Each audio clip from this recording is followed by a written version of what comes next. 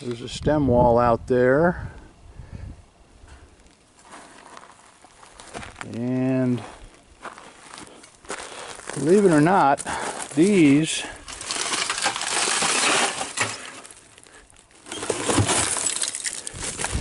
is the hopper of a slot machine.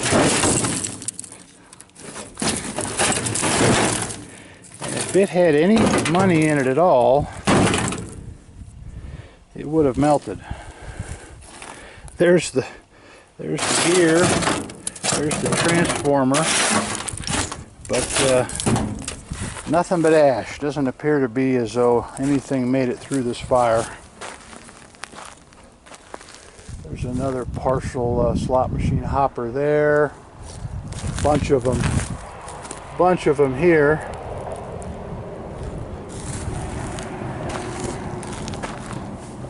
There's a power supply for something. Could have been a slot machine.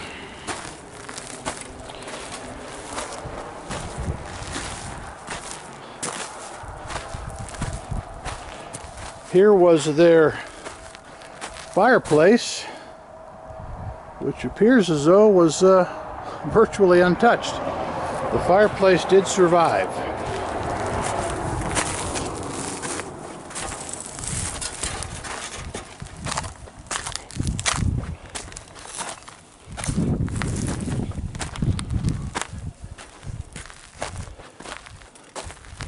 This must have been an addition where I'm standing, because if this was wooden, it just absolutely burned all the way to the ground.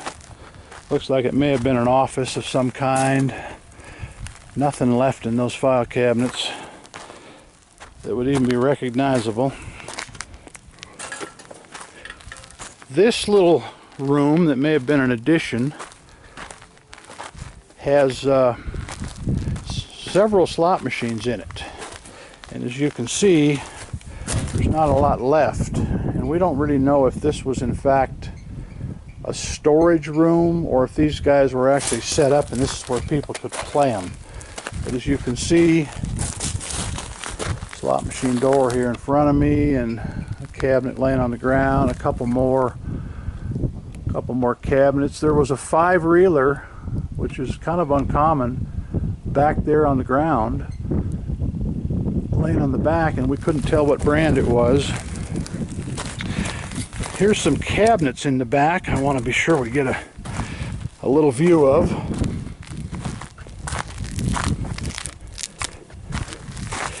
Now these are interesting. These had, oh, you know what these were for? I know exactly what these were for. These had account numbers of people, and I have one right in my hand. And on this, there will be somebody's name, and this was either for check cashing or something. And these, it seems odd they would have so many of these cabinets. See all the drawers? So when somebody came up and got a marker or cashed a check, they would scan that like the old credit cards. And that's how they got the information of the customer.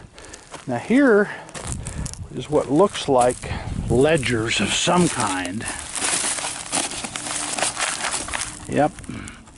Montgomery Pass Lodge and Casino Employee Payroll.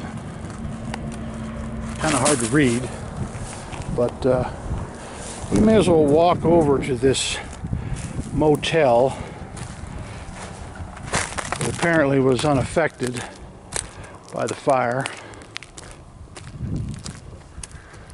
While we're here, we drove 4 hours to get here, and we've been trying to get here for a couple of months now, but we finally made our way.